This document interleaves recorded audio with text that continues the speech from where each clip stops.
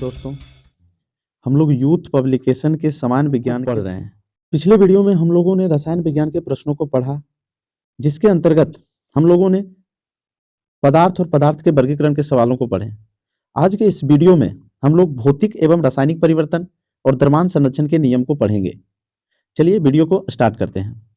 भौतिक एवं रासायनिक परिवर्तन के सवालों को पढ़ने से पहले हम लोग भौतिक एवं रासायनिक परिवर्तन के कुछ बेसिक बातों को जान लेते हैं। भौतिक गुणों यथा अवस्था, रंग, गंध आदि में परिवर्तन होता है। इसकी अवस्था में भौतिक परिवर्तन में क्या होते हैं कि पदार्थ के केवल भौतिक गुणों में अवस्था में परिवर्तन होता है। क्या होता है? अवस्था। मान लिया जाए एक बर्फ का टुकड़ा है, ये ठोस अवस्था में होते हैं। इसको गर्म करेंगे तो ये द्रव में परिवर्तन होगा, और ज्यादा गर्म करेंगे तो ये गैस बनेगा। अब पुनः इसको ठंडा करते जाएंगे तो द्रव और फिर से ठोस बना लेगा। यानी इसकी अवस्था क्या हो रहे हैं? परिवर्तन हो रहे हैं। और परिवर्तन के कारण हटाने पर ये पुनः प्रारंभिक पदार्थ प्राप्त होते हैं। क्या होते हैं? प्रारंभिक पदार्थ प्राप्त कर लेते हैं। यानी इसके जो कारण है, ये अवस्था परिवर्तन क्यों कर रहा था? क्योंकि इसमें हम लोग उष्मा दे रहे थे। क्या दे रहे थे?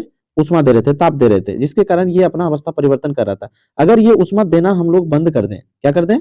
उष्मा देना अगर हम लोग बंद कर दें तो क्या हो जाएगा? ये फिर से अपनी पुनः प्रारंभिक स्थिति में आ जाएगा। तो ये जो परिवर्तन होता है, ये परिवर्तन क्या होता है? वो अस्थायी होता है, और इसमें किसी भी नए पदार्थ का निर्माण नहीं होता है।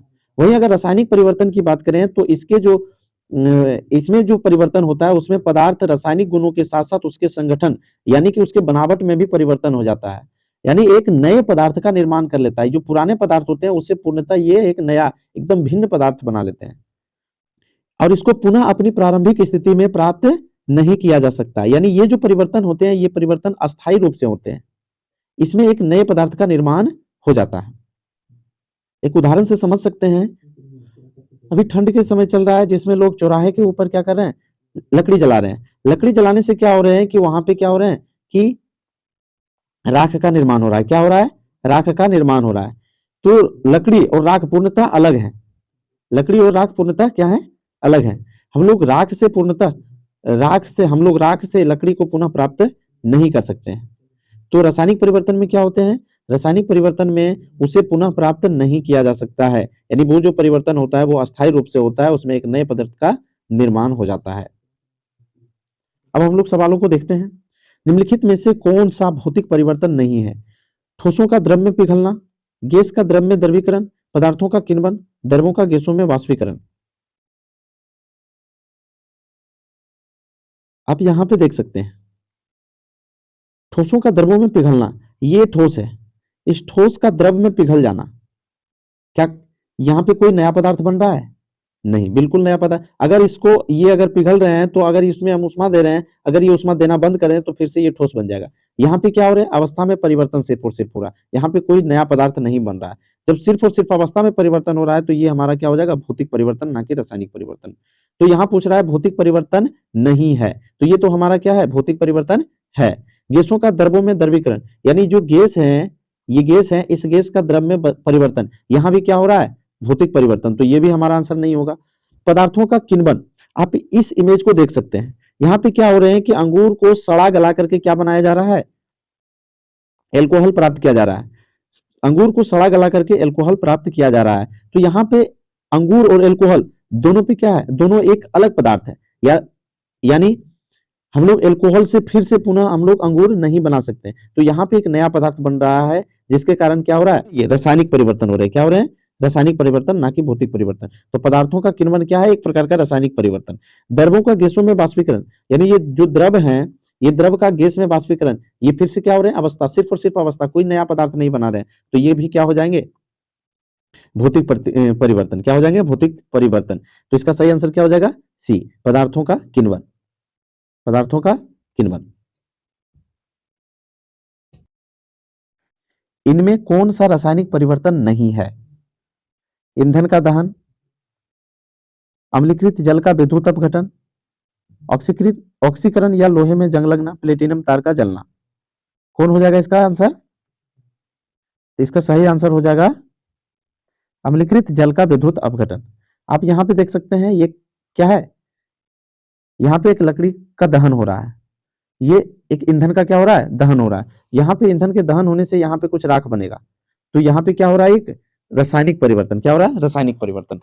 लोहे में जंग लगना, लोहे में जंग लगना भी एक रासायनिक परिवर्तन है। प्लेटिनियम का तार का जलना, प्लेटिनम का जो तार है ये भी जलेंगे तो यहाँ पर भी क्या कुछ ना कुछ राख बनेगा, तो ये भी क्या हो जाएंगे? एक रासायनिक परिवर्तन। अम्लीकृत जल का विद्युत अपघटन, ये हो जाएंगे भौतिक परिवर्तन। क्योंकि अम्लीकृत जल से अगर हाइड्रोजन और ऑक्सीजन को अलग करें तो फिर अगर उसको चाहें तो हम लोग उससे फिर से हम लोग जल प्राप्त कर सकते हैं। तो इसका सही आंसर हो जाएगा अम्लीकृत जल का विद्युत अपघटन। नेक्स्ट क्वेश्चन की ओर बढ़ते हैं। इनमें से कौन सा एक रासायनिक परिवर्तन है? मक्खन का खट्टा होना, CO2 से सूखे बर्फ बनना, एक प्लेटिनियम तार का गर्म होना, लोहे का चुंबकीयकरण। तो मक्खन का खट्टा होना ये ही हमारा क्या है? मक्खन का खट्टा होना ये हमारा एक रासायनिक परिवर्तन है। यानी मक्खन को अगर हम लोग, मक्खन अगर फट जाता है तो वो क्या हो जाते हैं? एक नए पदार्थ बना लेते हैं, एक नए पदार्थ बन जाता है उसके अंदर, तो वो एक रासायनिक परिवर्तन। CO2 से सूखे बर्फ बनना ये भौतिक परिवर्तन है। एक प्लेटिनियम तार का गर्म होना, यहाँ पे प्लेटिनियम तार गर्म हो रहा है तो ये एक भौतिक परिवर्तन है। अगर प्लेटिनियम तार अगर जलता तो ये रासायनिक परिवर्तन हो जाता। लोहे का चुंबकीयकरण, यानी लोहा में कौन सा गुण आ जाना? चुंबक का। जब लोहा में चुंबक का गुण आएगा तो क्या वो नया पदार्थ बनाएगा? नहीं, उसमें कोई नया पदार्थ नहीं बनेगा। अगर फिर से अगर लोहा को चुंबक के पास लाएंगे तो उसके अंदर चुंबक का गुण आ जाएगा, अगर फिर दूर ले जाएंगे तो फिर वो लोहा हो जाएगा, फिर से वो क्या हो जाएंगे? लोहा प्राप्त हो जाएंगे। लोहा में कोई भी चुंबकीय का गुण नहीं रहेगा तो वो क्या हो जाएंगे? एक प्रकार का वो क्या है? भौतिक परिवर्तन। तो इसमें पूछ रहा है कि इनमें से कौन एक रासायनिक परिवर्तन है, तो क्या हो जाएगा? मक्खन का खट्टा होना। नेक्स्ट क्वेश्चन की ओर बढ़ते हैं। लोहे में जंग लगना इनमें से किसका सामान्य उदाहरण है? तो लोहे में जंग लगना एक क्या है? लोहे में जंग लगना एक रासायनिक परिवर्तन है।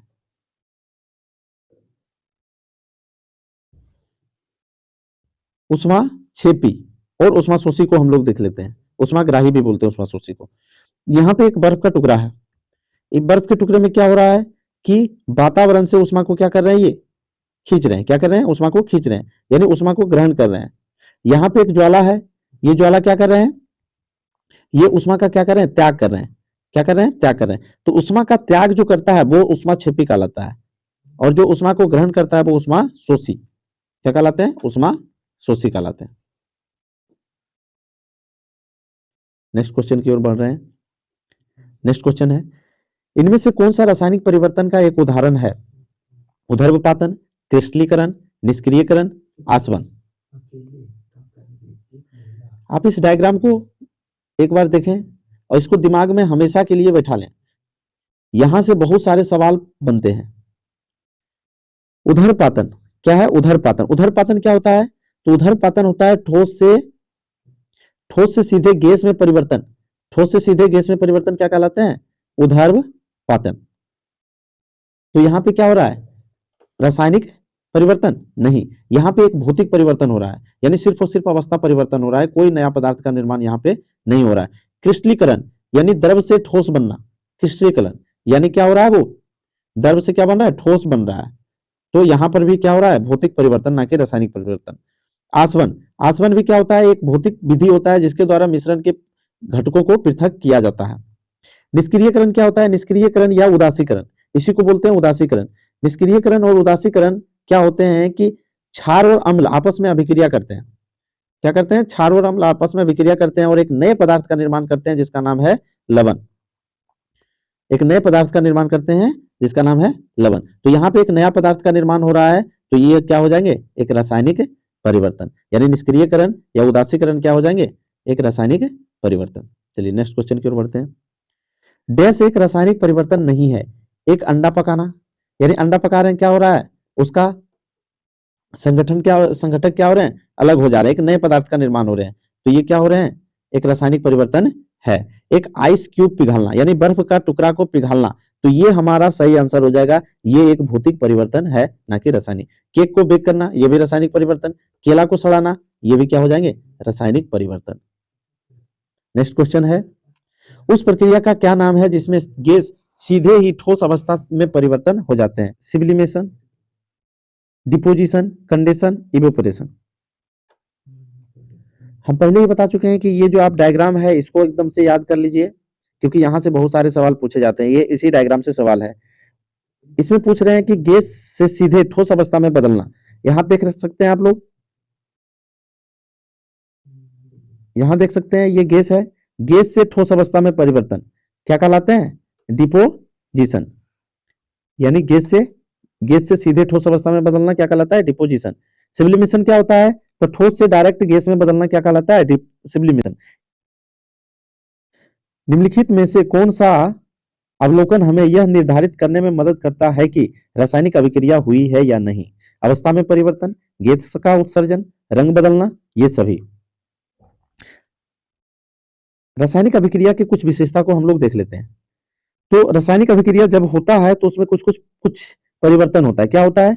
तो गैस की उत्पत्ति होता है, अपक्षेप का बनना होता है, अपक्षेप का निर्माण होता है, उसके रंग परिवर्तित हो जाते हैं, ताप में परिवर्तन होता है और अवस्था में परिवर्तन होता है। इन सब बातों ये सब बात अगर किसी अभिक्रिया में हो रहा है, ये सब बात अगर किसी अभिक्रिया में हो रहा है तो वो क्या होते हैं? रासायनिक अभिक्रिया होते हैं। तो अवस्था का परिवर्तन हो रहा है, गैस का उत्सर्जन, रंग बदलना, ये सभी अगर प्रक्रिया हो रहा है, ये सभी अगर हो रहे हैं तो वो क्या होते हैं? रासायनिक अभिक्रिया। तो वो रासायनिक अभिक्रिया हो रहे हैं या नहीं हो रहे हैं, इसका निर्धारण ये सब लक्षण बताते हैं। निम्नलिखित में से कौन सा एक भौतिक परिवर्तन है? पानी का बर्फ में परिवर्तन। पानी का बर्फ में परिवर्तन ये क्या है? भौतिक परिवर्तन। मानव में शोषण, ये रासायनिक परिवर्तन। मानव में पाचन, ये भी रासायनिक परिवर्तन। दूध से दही बनना, ये भी क्या है? रासायनिक परिवर्तन। निम्नलिखित में से कौन सा रासायनिक परिवर्तन का उदाहरण है? शरीर में भोजन का पाचन, ये रासायनिक परिवर्तन है। दूध का दही बनना, ये भी एक रासायनिक परिवर्तन है। जल का जलवाष्प में परिवर्तन, ये हमारा भौतिक परिवर्तन। तो सही आंसर क्या हो जाएगा? जल का जलवाष्प में परिवर्तन। लोहे में जंग लगना, ये भी हमारा क्या है? रासायनिक परिवर्तन। निम्नलिखित में कौन सा विकल्प रासायनिक परिवर्तन है? दूध का दही में परिवर्तन, ये हमारा रासायनिक परिवर्तन है। शुष्क बर्फ का सब्लिमेशन, ये भौतिक परिवर्तन है। रेत का पानी में घुलना, ये भी हमारा क्या है? भौतिक परिवर्तन। चीनी का पानी में घुलना, ये भी क्या है? भौतिक परिवर्तन। क्यों? क्योंकि अगर शरबत है तो शरबत के अंदर अगर चीनी और पानी मिला हुआ है तो हम चाहें तो इसको फिर से चीनी और पानी को अलग कर सकते हैं। चीनी प्राप्त कर सकते हैं हम लोग और पानी को अलग प्राप्त कर सकते हैं, चीनी को अलग प्राप्त कर सकते हैं।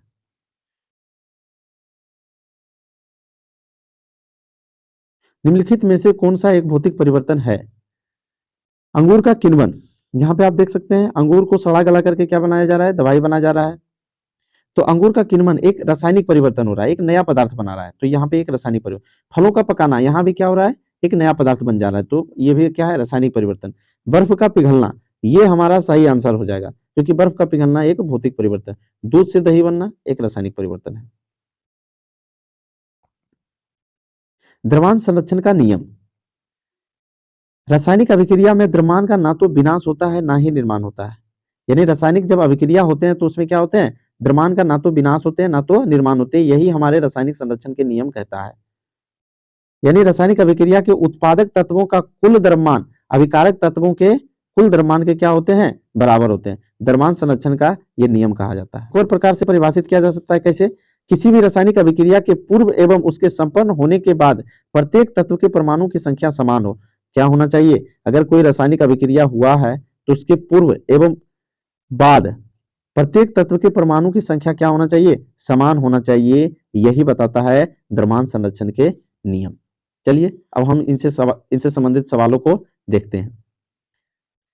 कौन सा नियम कहता है कि रासायनिक अभिक्रिया में द्रव्यमान का ना तो उत्पन्न किया जा सकता है और ना ही नष्ट किया जा सकता है? क्या हो जाएगा इसका सही आंसर? ऑप्शन डी, द्रव्यमान संरक्षण के नियम। संतुलित रासायनिक समीकरण डैश के अनुरूप होता है। अभी हम लोग पढ़े कि संतुलित रासायनिक समीकरण में क्या होते हैं? उत्पादक तत्वों और अभिकारक तत्वों का जो द्रव्यमान है उनका क्या होना चाहिए? समान होना चाहिए। यानी द्रव्यमान संरक्षण के नियम के अनुरूप होते हैं संतुलित रासायनिक समीकरण। एक रासायनिक अभिक्रिया के दौरान अभिक्रिया और उत्पादक के द्रव्यमानों का योग अपरिवर्तित रहता है, इसे क्या कहा जाता है? इसे कहा जाता है द्रव्यमान संरक्षण के नियम। एक रासायनिक अभिक्रिया के दौरान और उत्पादक के द्रव्यमानों का योग अपरिवर्तित रहता है, इसे क्या कहते हैं? यानी एक अभिक्रिया है, रासायनिक अभिक्रिया, यहाँ पे देख सकते हैं, इसमें ये उत्पादक तत्व है, ये अपक्षेपण है। तो इसमें क्या हो रहा है कि द्रव्यमान का योग जो है अपरिवर्तित, यानी द्रव्यमान जो होते हैं वो नहीं बदलते हैं। अभिक्रिया होने के बाद द्रव्यमान नहीं बदलते हैं तो क्या होते हैं वो? द्रव्यमान संरक्षण के